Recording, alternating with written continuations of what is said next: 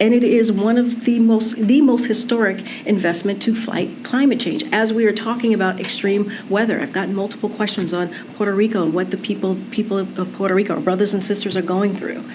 What may happen in this hurricane season. A lot of that is going to be helped by the work that this president has done, bipartisan infrastructure law, again, the Inflation Reduction Act. And also, could you just come back to the president's re-election decision? Because you like asking me that question, Sebastian? You were asked this like a few months ago because everyone was going crazy over, is he going to, and you said, yes, he is. And I was meant to stop the whole thing. But no, I said that, look, you said it's way too early. Wait, hold on. I'm going to answer a question. He said it was much too early to make the decision on whether he will run. It's almost unheard of course, for a sitting president to waver on running, right? So were you surprised? I have said that. He has said that. The vice president has said that he intends to run. I'm at the podium, right? There's a Hatch Act. I have to be very mindful when talking about 2022 and even 2024, which is a worlds away. As you all know, you cover this media cycle, changes every second. So look, the president was clear even during that 60-minute interview, and I've been clear, he's been clear multiple times, that he intends to run. He said that. He said that in that same interview, that he intends to run. And it's much too early to make that kind of decision.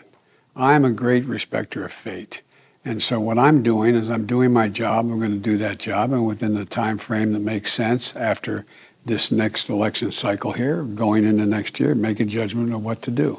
You say that it's much too early to make that decision. I take it the decision has not been made in your own head. Look, my intention, as I said to begin with, is that I would run again, but it's just an intention.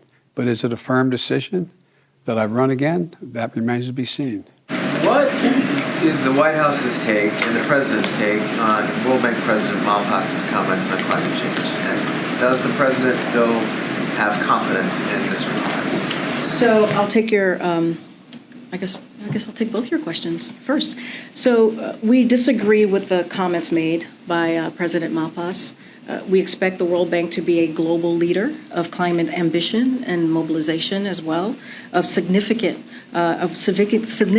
more climate finance for developing countries, as is the business of the World Bank. The Treasury Department, which oversees our engagement with international financial institutions, has and will continue to make that expectation clear to the World Bank leadership.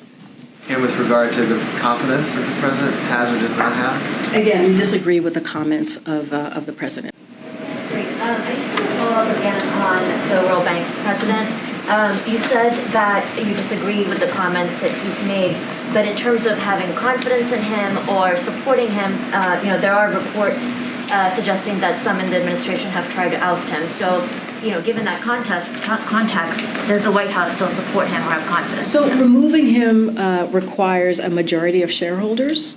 So that's something to keep in mind. The U.S. believes the World Bank must be a full partner in delivering on the aggressive global climate agenda, poverty reduction and sustainability development. Again, Treasury will hold Malpass accountable to this position and support the many staff working to fight climate change at the World Bank. But again, removal will require a majority of stakeholders here. So it is a partnership. That's how we see this. Okay, Peter. UK Prime Minister Liz Truss is pursuing an economic program including tax cuts for the wealthy that's causing some economic headwinds in that country. And is the U.S.